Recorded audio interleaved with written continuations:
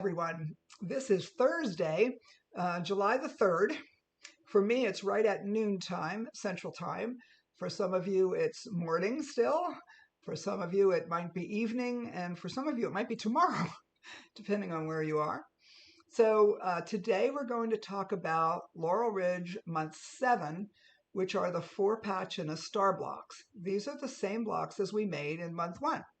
So we'll review those a little bit, but I mostly want to talk about what you see behind me. Since the last time we met, I finished my top. I got it all done. And it's been up there on the wall for the last 2 weeks. And I needed it on the wall for today. And then later today, it'll come down. But we'll talk much more about it in just a little while, because there's a big mistake that I made in this. And right now, it's directly behind my head. So I will show it. And that's by accident, actually, but I will discuss that for you just in just a little bit. So we'll just chat for just a moment or two. We give people a couple of minutes to get online. You can't all join at exactly the same minute.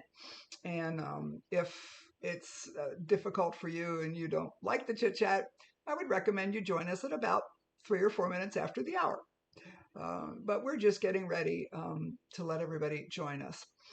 In the U.S., tomorrow is the 4th of July, Independence Day. It's a big patriotic celebratory day. It's kind of a big summer blowout for an awful lot of folks. Fireworks are standard, barbecues and cookouts and things like that. So it'll be an interesting time for a lot of people. And of course, it's the peak of summer. It's warm here where I live, and I think we'll be in the low 90s today. It was very hot on my walk this morning. So we've just some different things. That's why we're meeting today on Thursday instead of tomorrow, which is a holiday. Let's give it just another minute. I've been working on different things. And since last we met, my family and I went to Disney World. We took my son and daughter-in-law and our 2 oldest grandchildren, Stella, who some of you have met before. She's just turned 10, and Sam is 6.5. Perfect ages for a first visit for children to Magic Kingdom, to Disney World. We had a wonderful 4 days in the parks, and for us, my husband and I, it took us 2 days to get there. And we drove all the way home on the last day and made it home in about 13 and a half hours. That's a long time for us to sit in the car. But anyway, had a wonderful time. It was hot, of course, and both of us said we're not going back in the summertime again. But anyway, had a lot of fun. So okay, let's talk about Laurel Ridge and the block of the month for this month, the blocks, which are 4-patch and a star, as I said. I don't have any blocks to show you because mine are all up there on the wall. But one of the things, Lynn did not do a video for this month because it would be the exact same video that she did for month 1. So go back and look at her video again, and you find the videos right there in the month 1 where the patterns are for month 1. Click on month 1. The very first thing you'll see when you go to the lists of all the months, and remember, you have to be logged in as a star member. Sometimes it takes me 2 attempts to log in. I know that that's not automatic, but I know if I can see all of those months that I am logged in. And the very first tab for any month is videos. And so her video that she made way back when, that aired in January, is still there. And I would encourage you to look at that again. In the meantime, as you're making these blocks, and I think we're making 24 of these star blocks this time, just in different colorways than we did in month 1. Take time if you're looking for something to read. Lynn has written this ongoing story about the pack horse librarians that came about in the Depression era, and they're very lengthy, interesting stories about people, and they have characters that go from month to month. And she's told me she's put a lot of time into those stories. So if you're looking for something fun to read, just make sure you take a look at those too. Each one is listed. There is a tab. It's on that main page of the block of the month. Laurel Ridge. When you slide on down, when you get past, right now, when you get past month 7, the next tab is for these Facebook Lives, and you'll see mine there that you can find. You can always go directly, by the way, to YouTube and find them. Go to the Quilt Show's channel, the quiltshow.com channel, and you will find them quite easily there as well. And then right below the Facebook Lives are the stories that Lynn is writing. So I would encourage you to take some time to read those because they're really interesting and characters, and you'll get into them, I think. So let me switch to the document camera. I want to show you a couple of things. Okay, so one of the little tips that I want to show you is how to twist these. We have a 4-patch in the middle, how to twist these little seams.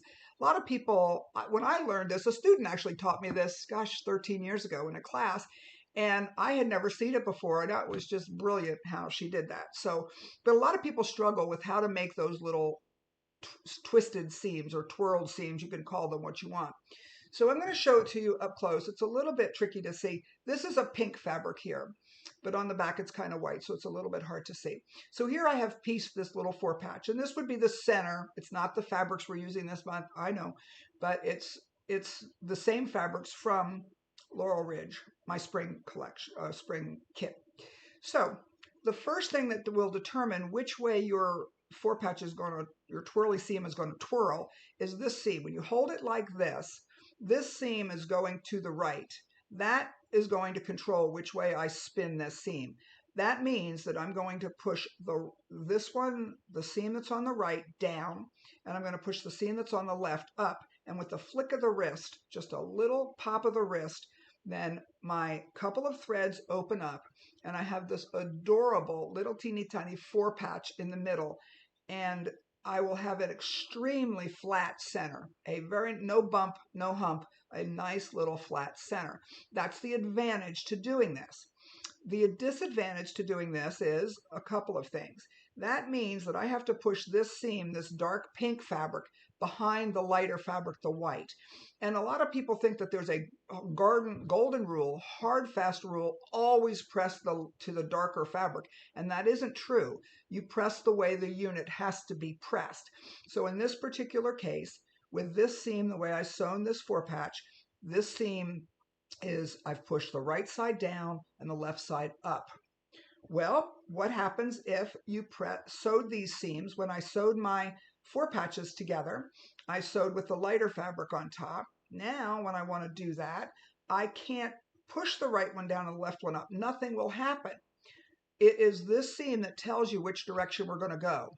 So you see this seam is going to the left. That means my left thumb is going to push down, my right thumb is going to push up, and I just give a little flick of the wrist like that. And if I'm living just right on live TV, it will open right up and I'll get a nice little flat seam. As I said, one of the disadvantages to this is now I've pressed a dark fabric behind a light fabric, and same thing on this side. That's just the way it goes. Okay. The other thing is that if you sew with a long stitch length, like longer than 2.0 in piecing, when you pop these seams open with a little bit of strength, you may actually pop open more than you wanted to, and now you'll have the seam will be open beyond the 1/4 of an inch seam allowance. You don't want to do that. My standard piecing size of stitch length on my machine is 2.0 for sewing 2 pieces of quilt fabric together. With my Bernina, I have a 765, which is the same as the 770, the 1326 stitch under quilting. You go to the quilting button, and under the quilting button you get several stitches. Some of them have locking stitches at the beginning and or the end. I only like the one that doesn't have any locking stitch. For me, that's stitch 1326. It automatically changes the default stitch length from 2.5, which is for garment sewing, to 2.0, which is for quilt sewing of 2 layers of quilting cotton. So that's just a fun little way to make these. It's easier to show you than to tell you how to do this. So I took a minute to show you that. Here's a little tiny 9-patch that I made some time ago, and I did it on all 4 of those little intersections. And they are just flat, flat, flat, flat right there. And they're just like cute, really cute. So you can do it in a lot of these kind of shapes, half square triangles, 1/4 square triangles, and then these little 4 patches or 9 patches. So that's one thing I wanted to show you. that goes into month 7, 4-patch and a star block. The other thing is how to trim the flying geese. So because the 4-patch and a star has a lot of flying geese. Now these that I'm making, I want to show you, these are 4-inch finished little stars. I had to make over 120 of these for my star quilt. So there's a whole bunch of these flying geese. I made many, many, many. My preferred method is to make 4 at once, and I have a tutorial on my blog for flying geese at once. There are lots of tutorials all over the internet. Crafty Quilter, which is Julie Cephalou, has a great video, not a video, but a PDF page that shows how to do these doing 4 at once, and a great chart for what size to cut the pieces. So I've made so many of these. And so the only thing that you need to know what kind of a ruler do you want to use? It took me a while to come to block lock rulers. I've made geese for 40 years and I only used a regular cutting ruler.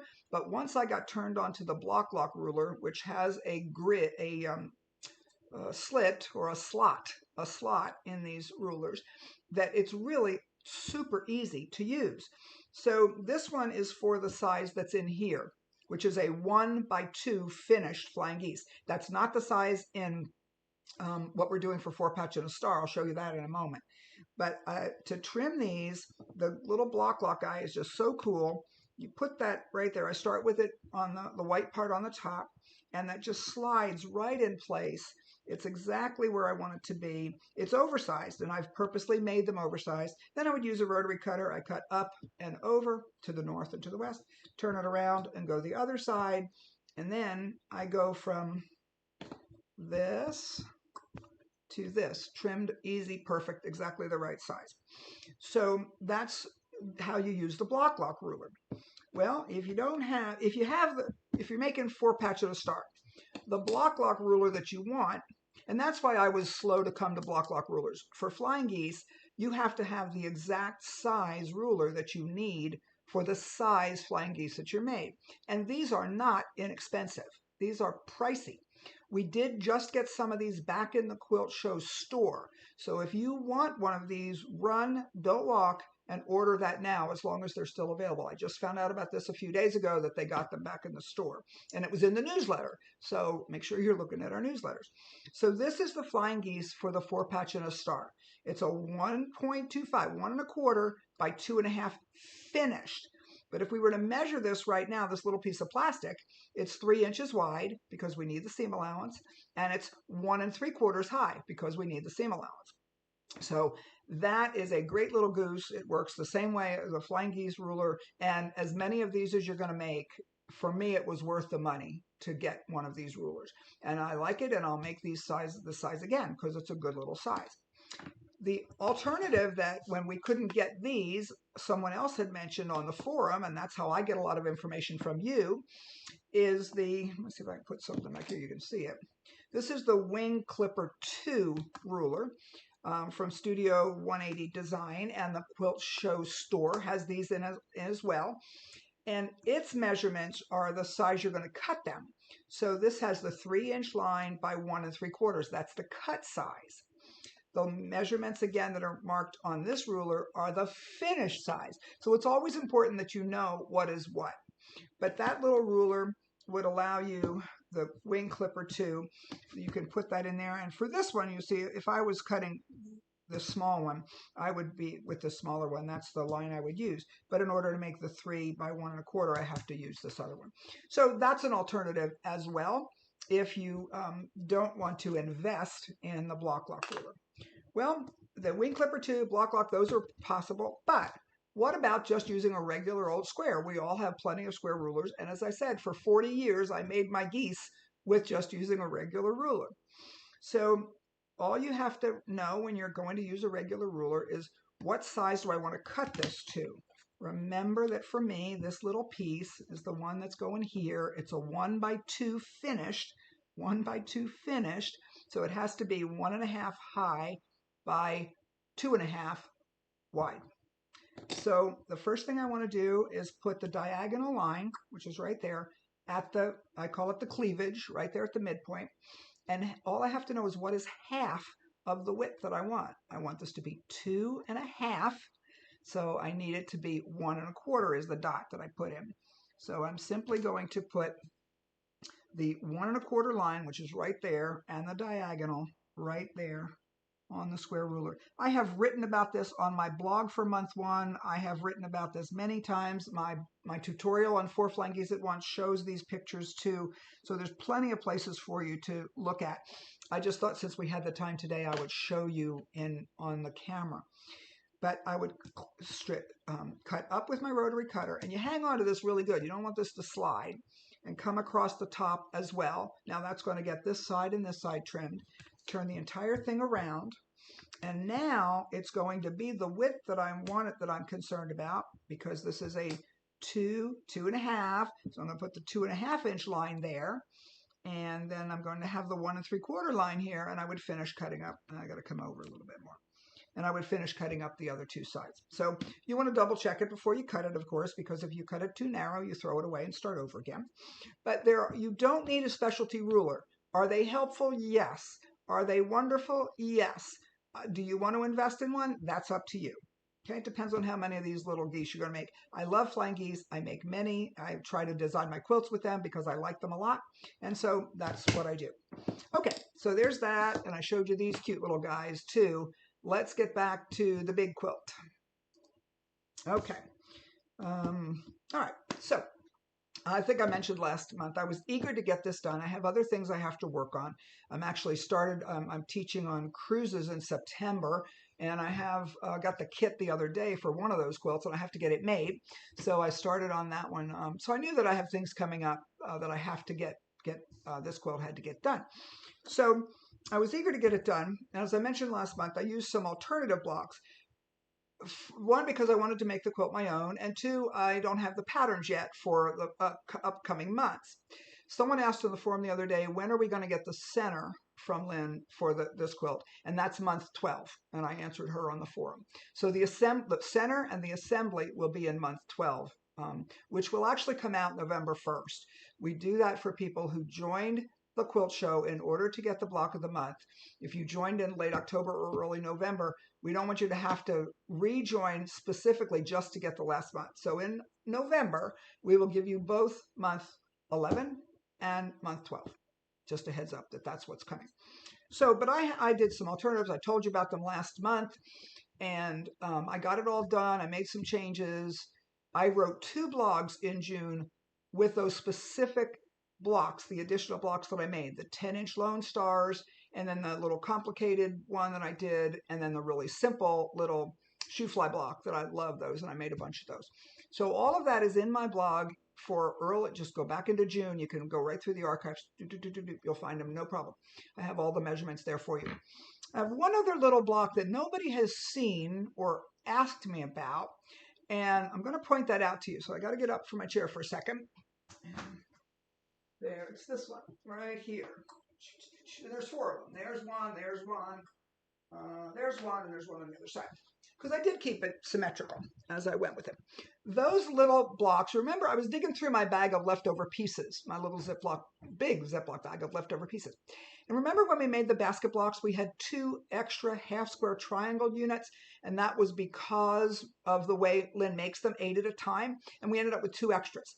But I got to do something with those. So I simply took those fairly large half square triangles, it's a blue and the pretty floral fabric, and cut them in half, and then sewed them back together to make 1/4 square triangles.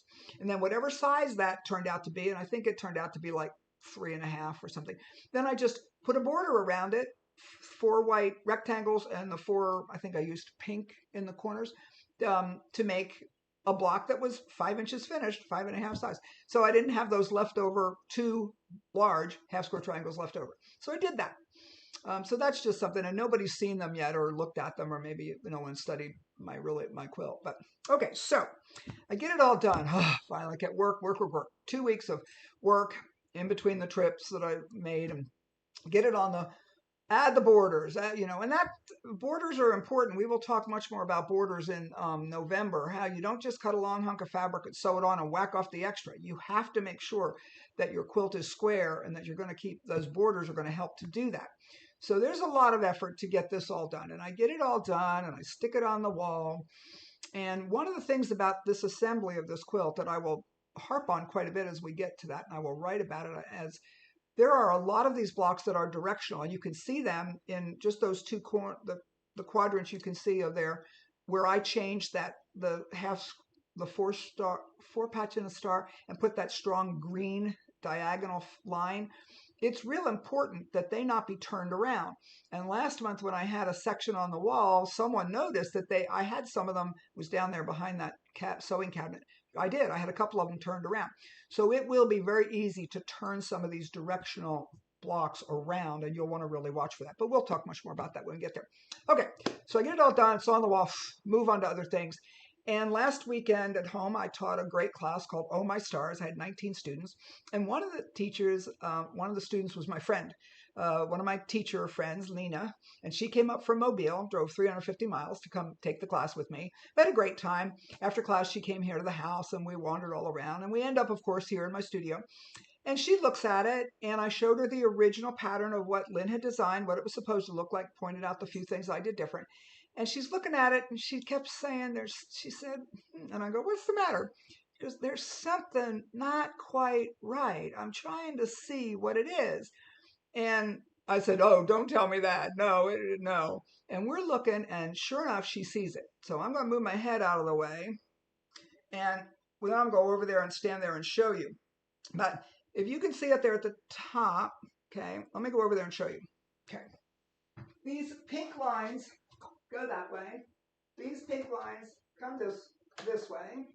The pink ones down here go in the proper direction. These are backwards. This whole section is backwards from here to here is backwards. Okay, all the pieces are there. All of the pieces are there. They're all where they're supposed to be. It's just backwards. I turned it around and that you actually make a section. And because I'm doing this in June and I'm not going to be writing the blog about this until November, I've taken a lot of pictures of the segmenting, how you put it together. As I said, I don't have the instructions from Lynn yet on how to do that. I'm sure her directions will be excellent as well. So it was a simple matter when I stuck it back on the wall, that section, and got ready to join it to the next section, which is the middle, my big star and with the green points there and everything. It got turned around. It like the elves did it or something. And bad elves. And I never saw it. It had been on the wall for 2 weeks and I didn't see it. But now you can't unsee it. It is definitely there. I'm glad it was found while it's still atop. Later today, I'm going to get the step stool. I've got a few pins that are holding that in at the top because these big quilts like this get heavy. I just have to take some straight pins out. It'll come right down. And then I will spend whatever time it takes me this weekend, and I'm guessing 2 hours probably, to carefully unpick that whole section out of there. I'm not taking the whole quilt apart. No. But I'm going to unpick those little sections, that whole big section, turn it around, stick it back in there again. 2 hours, if I'm lucky, is what it's going to take. When I'm in class as a teacher and I tell students about mistakes that you can do wrong, when I'm making a quilt, I make all the mistakes. And that's good for me as a teacher because then I can help make sure you don't make the mistakes. But I'm often greeted with, you don't make mistakes. You're a professional quilt maker. You've been doing this for 40 years. And I always laugh and I say, professionals make mistakes every single day. We just don't show them to you. We don't tell you about them. We fix them. So for me, there was no question it had to be fixed. It's still a top. It gets fixed. If I didn't find it or see it until it was completely quilted and done, oh well, design decision. Must have been what I was planning to do at the time. I have one quilt that has an OOOPS, a big OOOPS that I saw years after the quilt was made. That quilt's been published in a book. It was on an exhibit in Houston. I never saw the mistake. Nobody else ever saw the mistake. I was giving it's in one of my lectures, and I was giving a lecture, which I had given numerous times, and I'm standing there looking at my screen, and I see the mistake mid-sentence, and I just stopped, and everybody in the audience looks at me like, did she have a stroke? Did she lose her words? And no, I, for the first time, and that quilt had been done for 15 years, saw the mistake, a block that was sewn incorrectly. Design decision, it's there now. There's no way you're taking it apart. It's a finished quilt. It's a published quilt. Oh, well. So anyway, so this is my teachable moment to you as we start putting these sections together. When you get to that phase, you will need a design wall is super helpful. And as you can see, I had one and it still didn't prevent me from making this terrible mistake that I now have to fix. But anyway, that's just, you'll want to go slow. You'll want to check yourself. A photograph, if I had taken a photo, I would have seen it better. Your eye doesn't see it just looking at it nearly as much because you assume it's correct. You put it up there thinking it's right. But a photo can help you to see what your naked eye doesn't see. So anyway, so that's my teachable moment to you, what not to do. And I will make sure we talk much more about this when we get to the actual instruction on assembly. Okay, I'm going to look for questions right now and see if we have any. We're doing real good on time. Let's see if I can get there and see if there's any questions. Hey there, Terry. Ooh, you're getting some rain down there. Terry in Southwest Florida. Which month has the 16 5-inch blocks that you have given it? Okay, Susan asked about the blocks that I replaced, the complicated blocks. And I believe, and I will check, I've got the book right here. I think it's next month. Let's see if I can tell you. No, month 9. Month 9. Okay, that's in month 9. That's September. The more complex blocks that I eliminated. So, okay. And Susan says she'll see me in Houston. Fabulous. Okay. There's another no crying geese flying goose method. That's something that we could do too.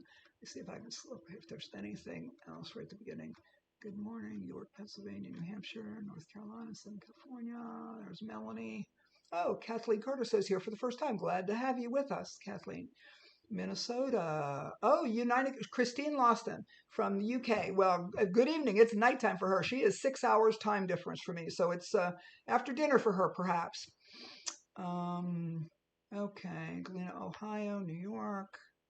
I thought somebody might ask me about the star quilt on the chair behind me, and I left it there for that reason. I will in a minute when I get done these.